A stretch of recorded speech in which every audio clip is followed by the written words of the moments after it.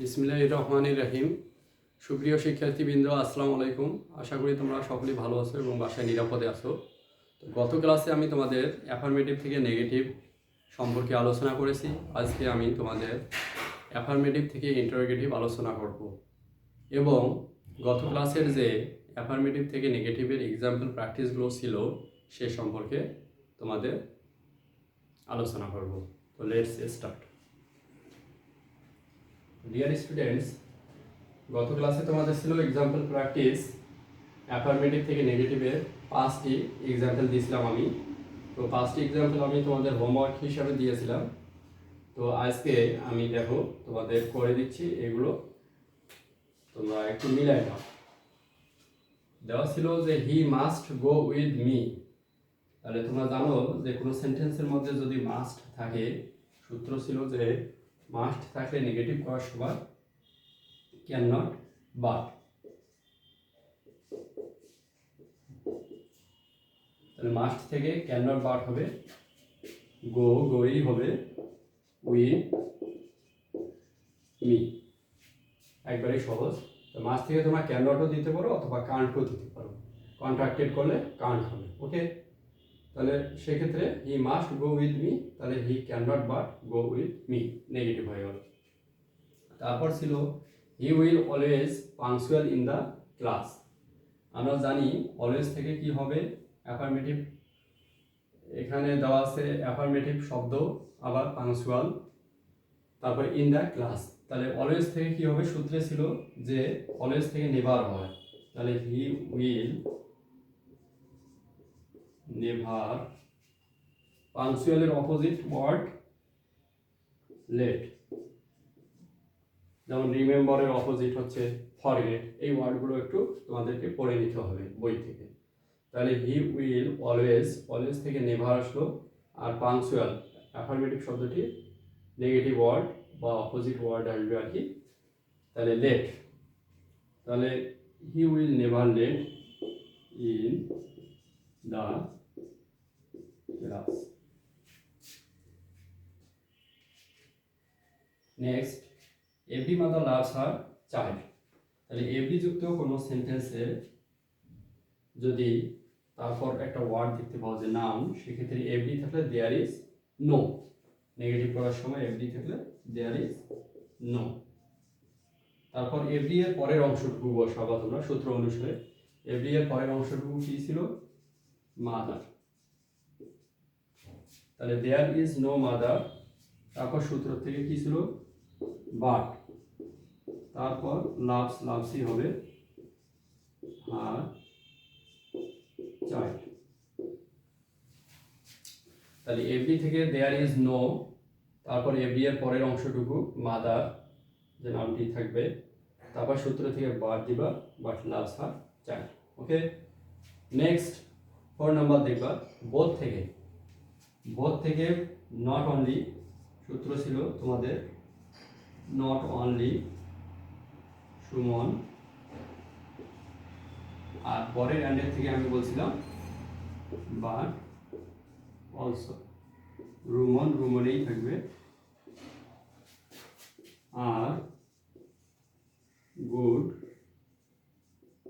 Friends. তাহলে both dot দিয়ে and থাকলে নট অনলি বাট অলসো দিতে হবে সূত্র অনুসারে। তাহলে বোথ থেকে নট অনলি সুমন, পরের অ্যান্ডের থেকে বাট অলসো রুমন আর গুড ফ্রেন্ডস। তারপর সূত্র ছিল টু এবং টু এর রুলস। তাহলে he was too weak, too what, to থেকে তোমরা দিবা সো, উইকেই লিখলা, আর পরে টু থেকে ড্যাট টু মডেল বলতে ড্যাট দিবা সাবজেক্ট, কি ছিল সাবজেক্টটাকে নিয়ে আসতে হবে তোমাদেরকে। এখন এটা কোন টেন্সে আছে, আগে ক্লোজটি দেখো, এখানে ক্লোজটিতে দেওয়া আছে যে পাস্ট টেন্স। তাহলে অ্যামিজারে ফার্স্ট ফর্ম হচ্ছে ওয়াজ অথবা ওয়্যার। তাহলে সেই ক্ষেত্রে হি কুড নট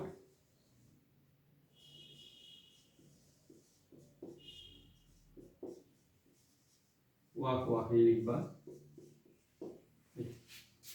তাহলে he was too weak to work, তাহলে হি ওয়াজ টু থেকে so weak that he could not walk. এখানে যদি প্রেজেন্ট হইতো তাহলে সেক্ষেত্রে ক্যান নট ওয়াক। তাহলে এই ছিল আমাদের অ্যাফার্মেটিভ থেকে নেগেটিভের এক্সাম্পল। তো এখন তোমরা মিলাই নাও যে কার কটা হলো, যে হোমওয়ার্ক থেকে তোমাদের আসলে পাসের মধ্যে কে কত পাইলা সেটা একটু মিলাই নাও।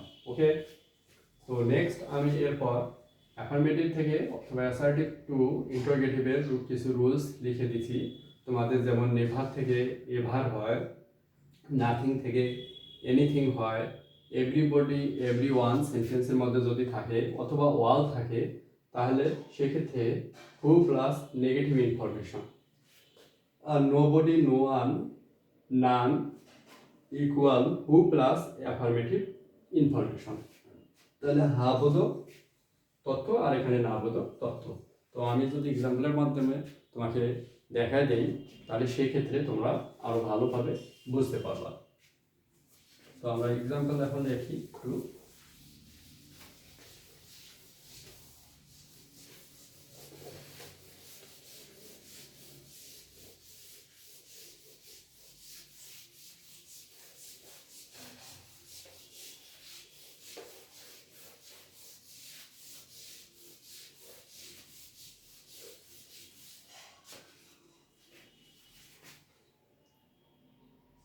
এক নম্বর এক্সাম্পল দেখো, আই নেভার ড্রিঙ্ক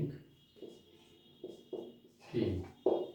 তাহলে একে আমরা যদি ইন্টারোগেটিভ করি অ্যাফার্মেটিভ সেন্টেন্সটিকে অথবা অ্যাসার্টিভ সেন্টেন্সটিকে, অ্যাফার্মেটিভ থেকে ইন্টারোগেটিভ যদি করি সেই ক্ষেত্রে এখানে দেখা যাচ্ছে আমাদের প্রেজেন্ট টেন্সে আছে সেন্টেন্স, তাহলে সাবজেক্ট আছে, তারপর এক্ষেত্রে আমরা নিতে পারি ডু অথবা ডাজ। আমরা জানি যে প্রেজেন্টের ক্ষেত্রে ডু অথবা ডাজ, যেহেতু ফার্স্ট পারসন সেক্ষেত্রে আমরা ডু নিব। তাহলে ডু আই নেভার থেকে কি হবে সূত্র ever,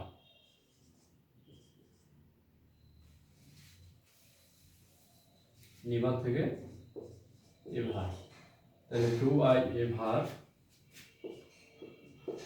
drink tea, note of interrogation দেখে কিন্তু ভুল বানা, এই নোট অফ ইন্টারোগেশন না দিলে কিন্তু ভুল হয়ে যাবে গ্রামার থেকে তোমাদের সেন্টেন্স। তাহলে এক্ষেত্রে প্রেজেন্টের কারণে ডু ডাজ দিবা, আর যদি পাস্টে থাকতো সেক্ষেত্রে ডিড দিতাম আমরা। আর নেগেটিভ ইন্টারোগেটিভ যেটাই করি না কোনো সবসময় মূলভাবে প্রেজেন্ট ফর্ম করবা। তারপর 2 নম্বর দেখো, nothing is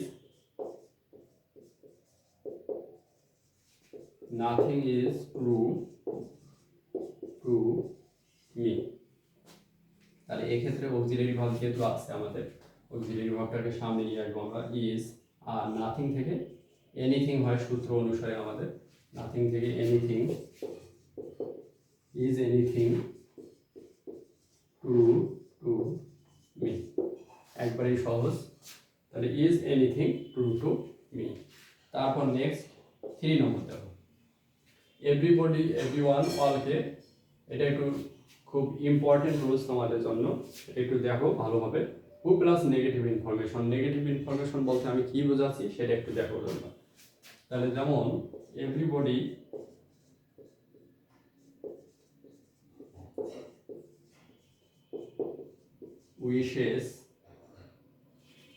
wishes to be happy, প্রত্যেকে সুখী হতে চায়।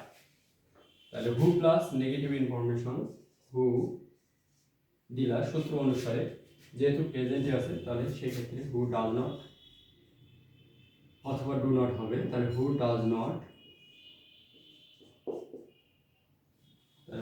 নট দিবা, অথবা ডাজেন্ট লিখতে পারো তোমরা।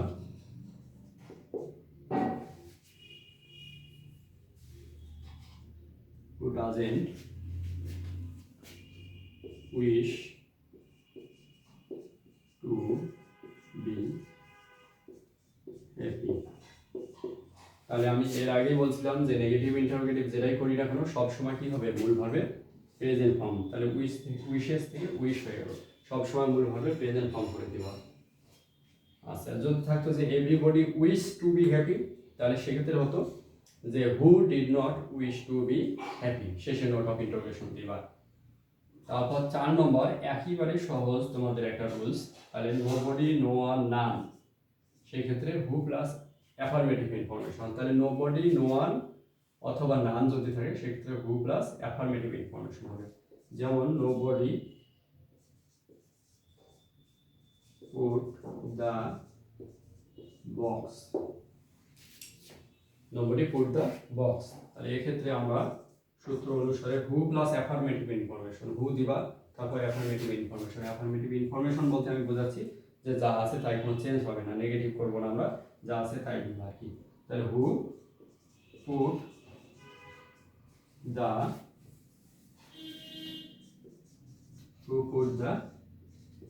বক্স, তাহলে হু প্লাস অ্যাফার্মেটিভ ইনফরমেশন, যা আছে তাই সূত্র অনুসারে আমরা দিয়ে দিলাম। তাহলে শেষে নোট অফ ইন্টারোগেশন দিবা। তো এই পর্যন্ত তোমার অ্যাফার্মেটিভ থেকে ইন্টারোগেটিভের রুলস আর কি, ঠিক আছে।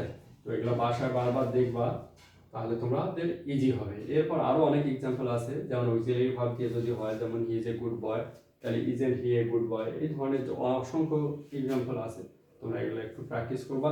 আমি বাসার জন্য তোমাদের কিছু এক্সাম্পল দিচ্ছি, এই এক্সাম্পলগুলো তোমরা হোমওয়ার্ক হিসাবে নাও এবং বাসায় প্র্যাকটিস করতে থাকো। তাহলে প্র্যাকটিস করলে তোমাদের রুলসগুলো আরও বেশি সহজ হবে।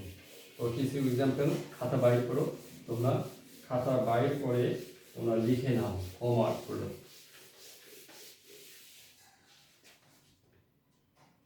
Example 1, he was the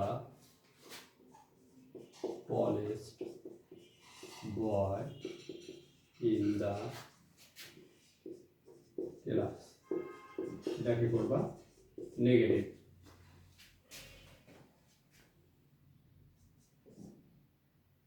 he is too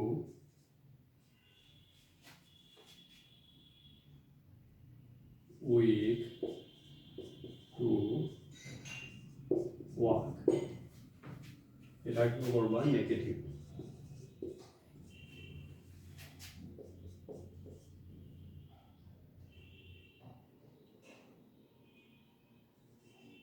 I will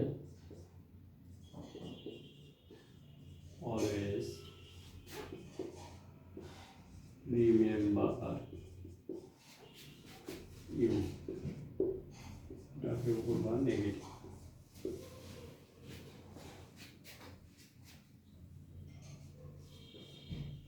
He is only 10 years old, এটাকে করবা নেগেটিভ। 5 নম্বর লিখে নাও, everybody wanted her, এটাকে করবা interrogate.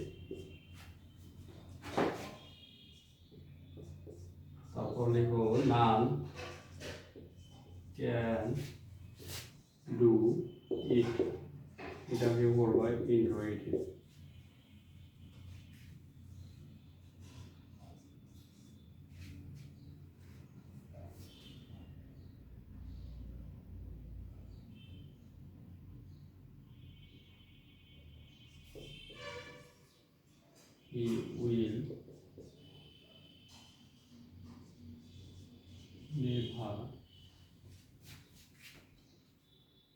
He will never go with